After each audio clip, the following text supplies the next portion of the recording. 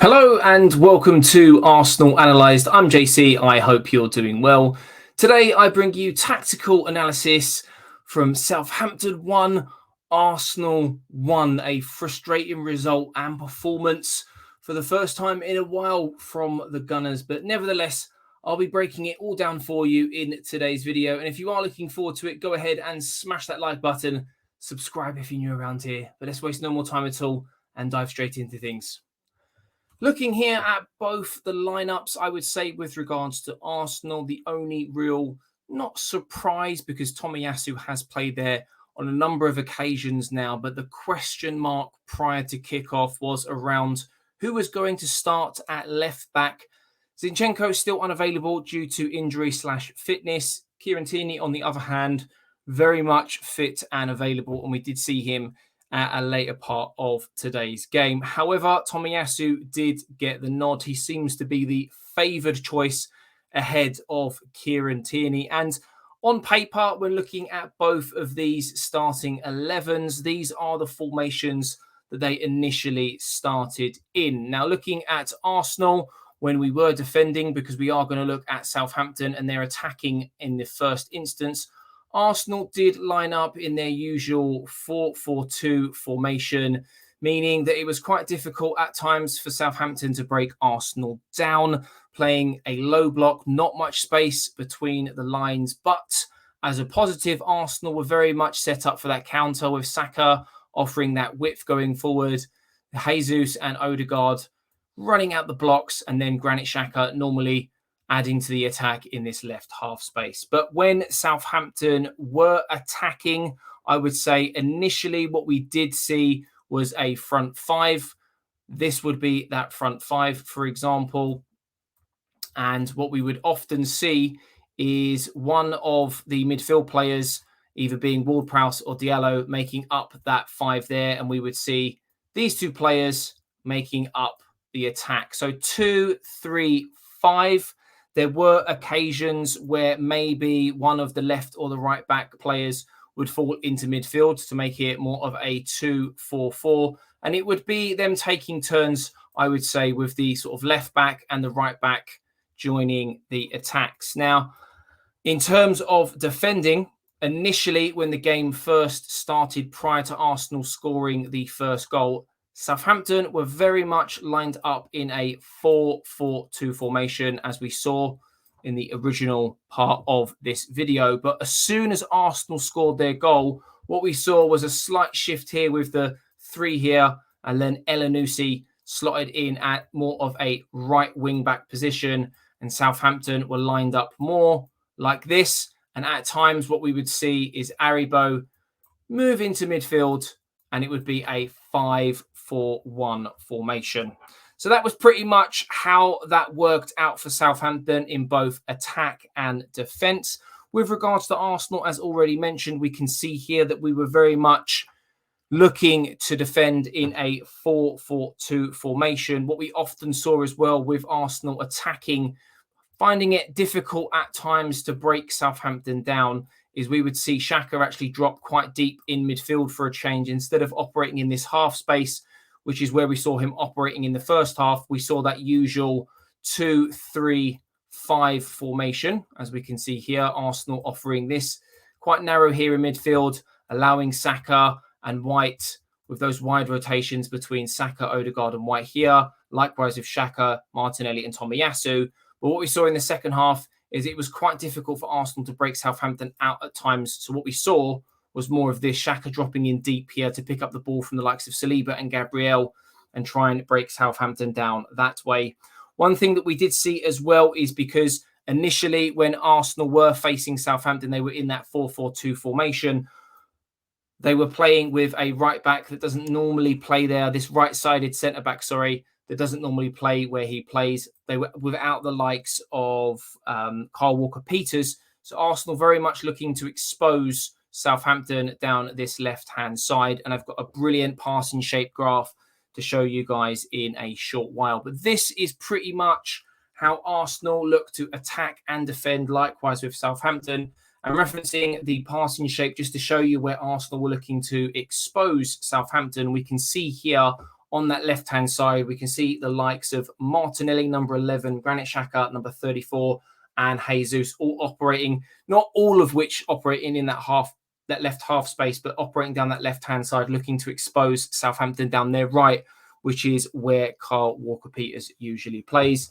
No real surprises here in terms of Arsenal's shape, very much what we're used to seeing, if you will. I would say Thomas Partey definitely a little bit more advanced compared to what we normally see. Jesus has slowly started to drop deeper and deeper as the weeks have gone on. When we initially saw him in an Arsenal shirt in the first sort of 2 to 3 weeks of the opening season, he was a little bit more advanced, and we saw that prominence there between him, Martinelli on the left, and Saka on that right-hand side. But in recent weeks in an Arsenal shirt, we have seen him starting to come deeper and deeper to receive that ball. Has that contributed to his lack of goals?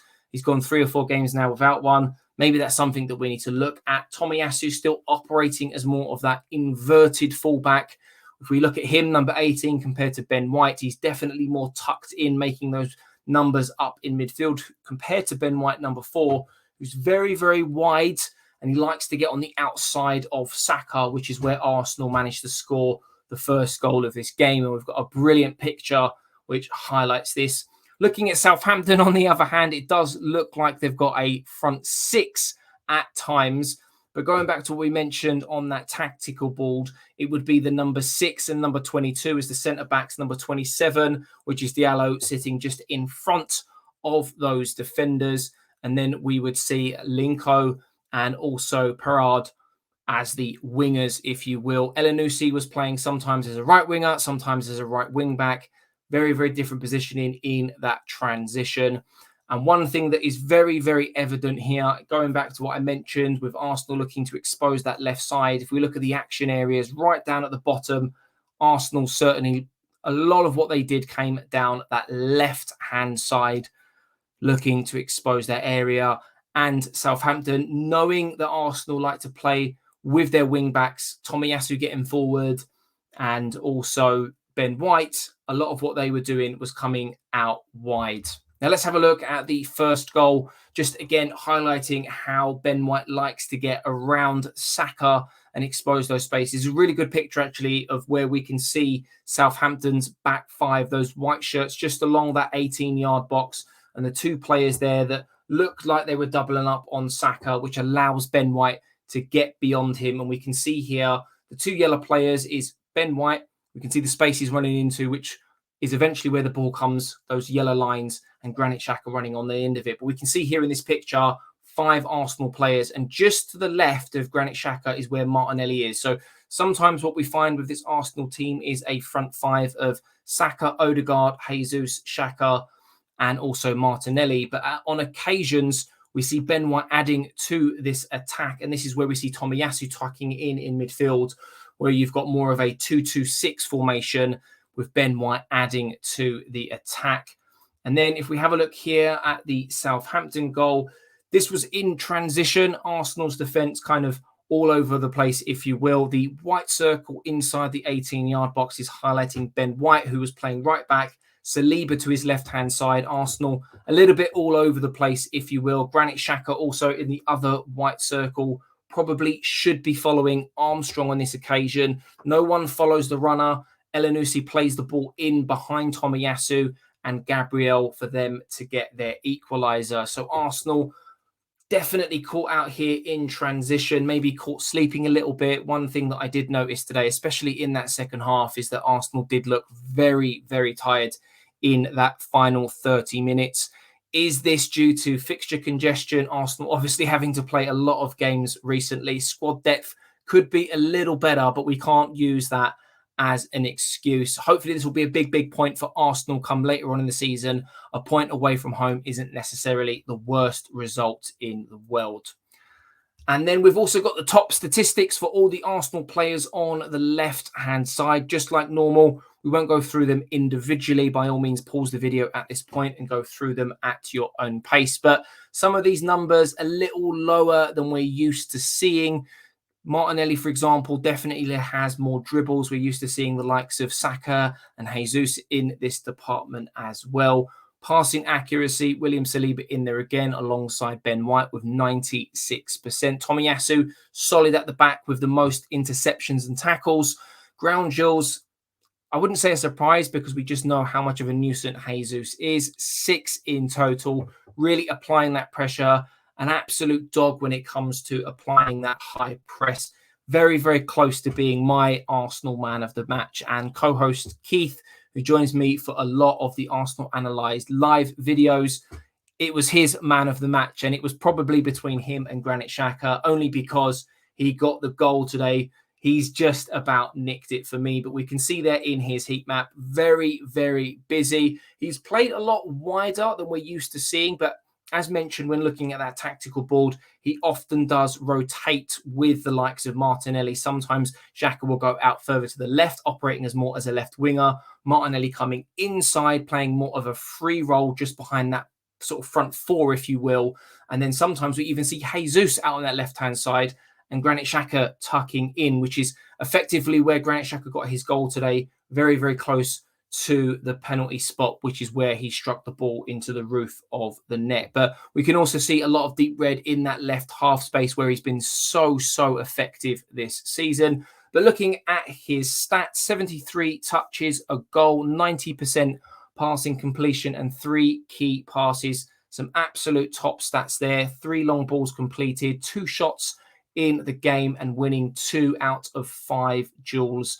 Very, very good stuff. A tackle in there and 2 clearances. So for me, a very good all-round performance from Granit Xhaka. He was my man of the match. He could have quite easily have gone to Jesus as well. But please do let me know down in the comments below, who was your Arsenal man of the match? It was certainly a tough one to call given the type of performance that we gave. But that is going to about wrap things up for the latest episode of Arsenal Tactical Analysis. Hopefully, we can get back to winning ways in our up-and-coming Premier League game. Do go ahead and smash that like button if you have enjoyed today's video. Subscribe if you're new around here. And don't forget to get that notification bell button on as well if you don't want to miss out on any future videos. But for now, I'm JC, and I'll catch you in the next one. Stay safe and take care.